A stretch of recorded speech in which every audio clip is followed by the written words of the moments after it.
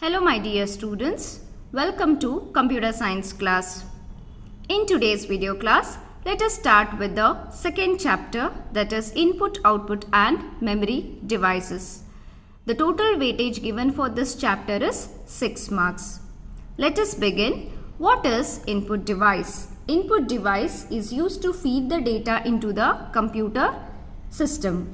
The input device are capable of converting the data into the form which could be easily recognized by the computer system.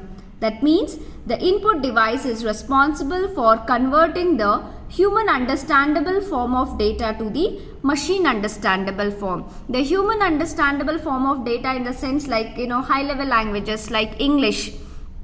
Okay, so computer cannot understand that high level language. It can understand only the machine level language, isn't it? So the input device are capable of converting the human understandable form of data to the machine understandable form, wherein it is in terms of data will be in terms of zeros and ones. So this input device will link the user with the computer system. Some of the examples of input devices are keyboard, mouse, joystick, OCR, MICR, etc. Joystick is extensively used in the video games, surveillance cameras and all. Then OCR stands for actually optical character recognition. MICR stands for magnetic ink character recognition. So in further video classes we shall discuss what is OCR and MICR. Alright, so these are the few examples of input devices. Now let us discuss one of the most commonly used input device is the keyboard. So what is keyboard? Keyboard is the most common input device that contains certain set of typewriter like keys that enable the user to enter the data into the computer system. So we have different types of keys in the keyboard, like we have alphabet keys to enter the letters, we have numeric keys to enter the numbers, we have punctuation keys to enter the comma, period and semicolon, and we have the functional keys to perform some specific action by a single keystroke. So the keyboard is nothing but it's an input device that contains certain set of keys. So what kind of keys it consists of? It consists of alphabetic keys, numeric keys, punctuation keys and the functional keys. Whenever we actually press any key from our keyboard, actually it generates the ASCII codes. So what are these ASCII codes? ASCII stands for American Standard Code for Information Interchange. What are these codes and how they are being recognized by the computer system? In the earlier days, there were different manufacturers of different computers. Each computer had its own different kinds of architecture and different kind of mapping. So that time the computers were unable to communicate with each other because they have their own language to operate the computer system. So when two different computers have two different kinds of mapping to operate the computer system, then it is difficult to make them to communicate. That time ASCII came into existence. This became a standard so that all the computer systems of different manufacturers followed this ASCII codes, so that the mapping in order to operate the different kinds of computer system, ASCII became a standard code. So that time the computers were trying able to communicate with each other because they had a common common code they had in order to communicate with each other, wherein the number 0 indicates its ASCII code as 48. When you press the capital letter A, it takes the ASCII value as 65. A lowercase a, it takes 97. At symbol, it takes 64. Like this, all the different computer systems, irrespective of different manufacturers, so the ASCII codes are common. So whenever we press any key from our keyboard, it actually generates the corresponding ASCII codes, and ASCII stands for American Standard Code for Information Interchange. I hope the concept is clear. Now let us discuss the different types of keyboards. So before to that, look at this. We have the functional keys right from F1 to F12. We have a separate numeric keypad. Then we have the cursors for the movement of the mouse. Okay, we have a different cursors here, up, down, left, right, and then we have alphabetic keys. Okay, then we have the modifier key like shift. So this is how the layout of the keyboard is. Now let us discuss the different types of keyboard. The different types of keyboards we are having, the first as the standard keyboard, ergonomic keyboard, wireless keyboard, virtual keyboard, and the compact keyboard.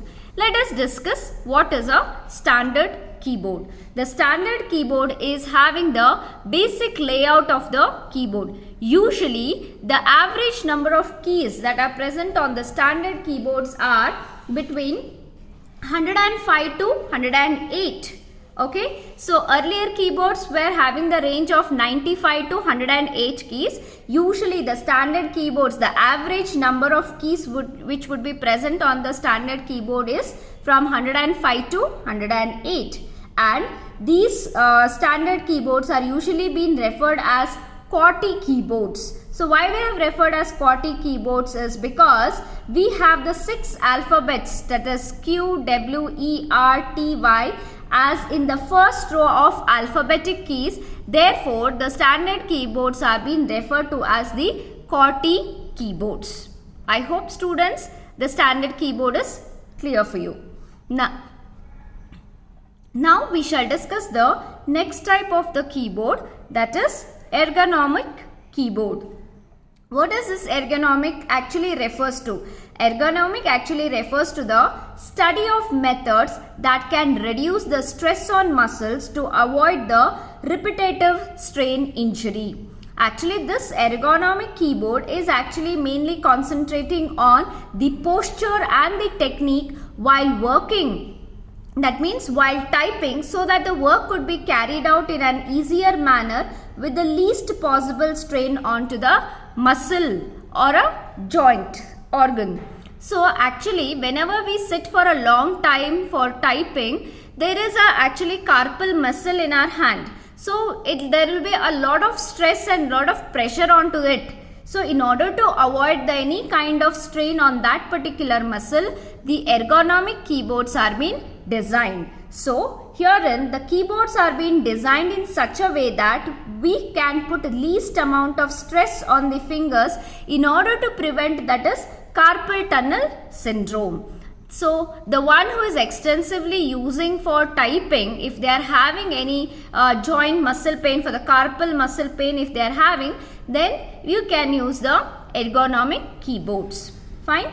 So in this wrist actually there will be some carpal muscle over here. So by continuously typing, we may have the stress onto our wrist as well as this particular carpal muscle. Now we shall discuss on to our next keyboard, that is wireless keyboard. So these type of keyboards do not require to connect with the computer system via any kind of cables or the wires. Then what they are using to connect to the computer system is they may use the Bluetooth, infrared rays and the radio frequency in order to connect to the computer system with the help of the batteries, the transmitter and the receiver.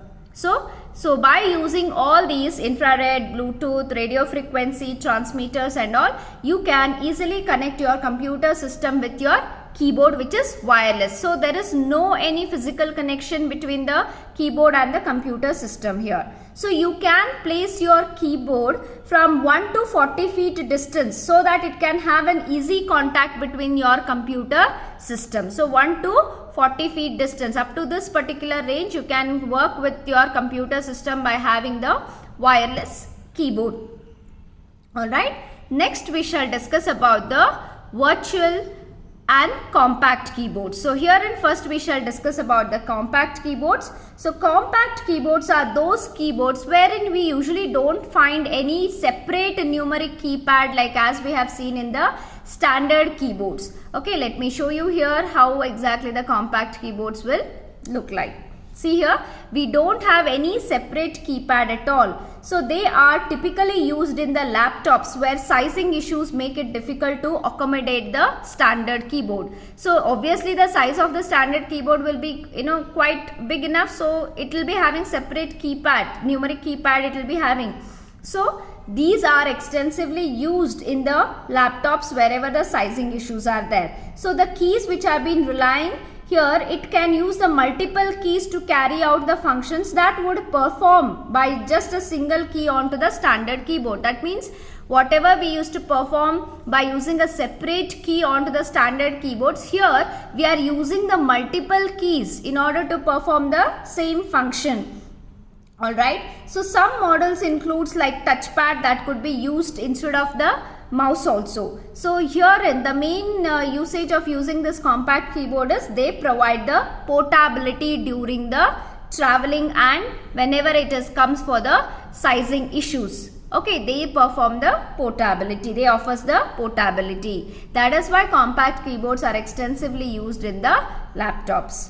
Okay, so next we shall discuss about the last type of keyboards, that is virtual keyboards. So virtual keyboards is actually, it is a software device that allows to input the data just like any of your hardware keyboard. So usually these virtual keyboards, they will appear like, application. So you can see here, these are all the virtual keyboards which are inbuilt.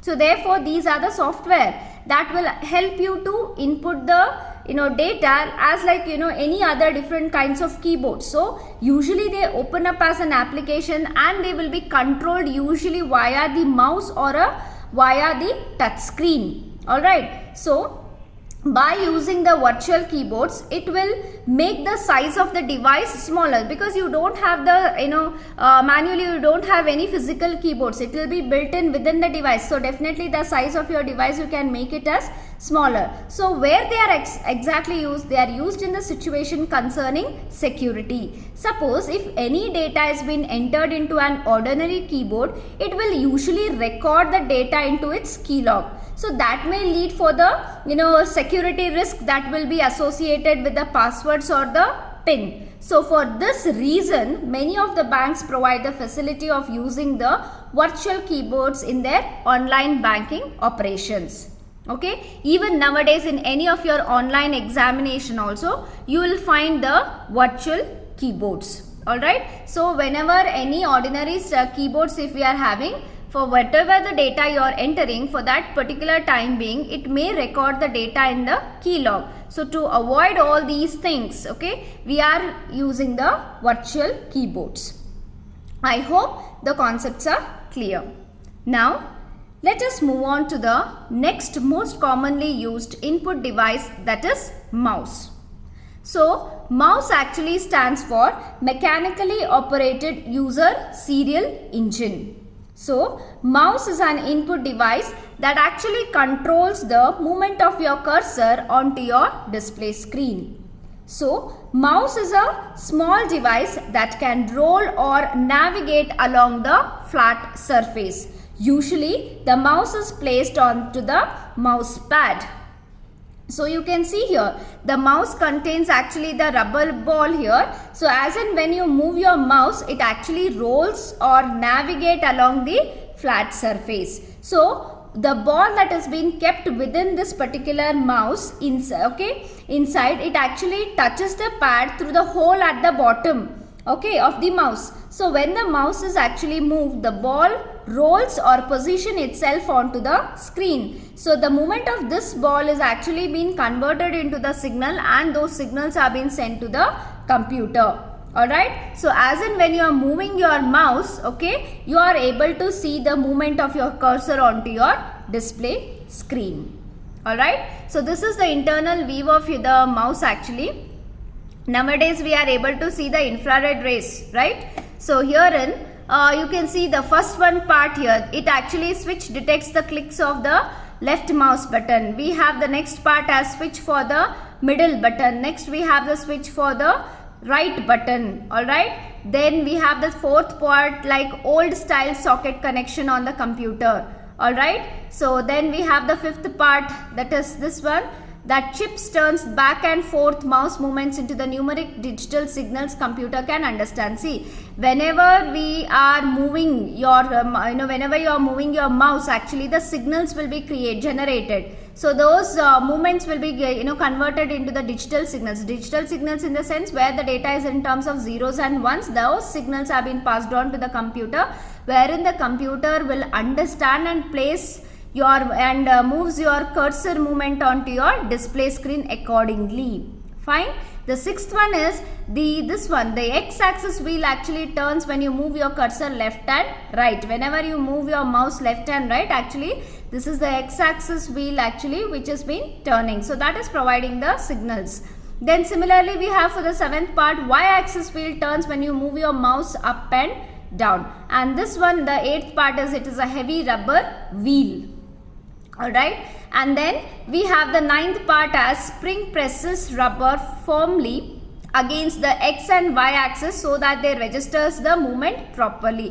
Whenever you move your mouse, actually a pressure will be generated here. Okay, it always generates the pressure, so therefore easily you can move your mouse towards the x axis or the y axis, and as and when you move your cursor, the signals will be sent to your computer system.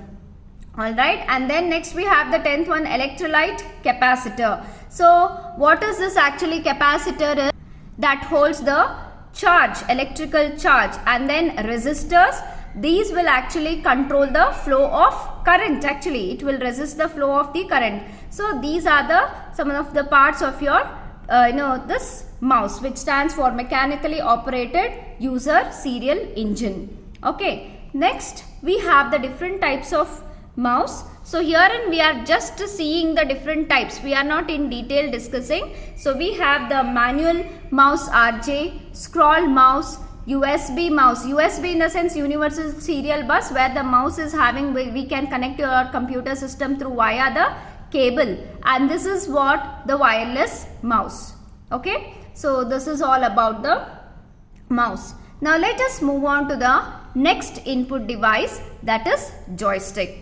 So joystick is the input device, the most commonly input device that are being oftenly used in the video games. So this joystick, it consists of a stick that pivots on a base by providing its angle or the direction to the device it is controlling. That means this joystick consists of a stick here that pivots on the base, in the sense that is being placed onto the base. This is what is the base, and this joystick provides the angle or the direction to the device it is controlling. For example, surveillance camera. Suppose if you want to weave the camera from one room to the another room, the way you move your joystick, that way even the joystick will provide its angle or the direction to that particular device through which you are able to weave the camera. Understood? So the next point here is, they are actually mostly used in the video games. It contains one or more push buttons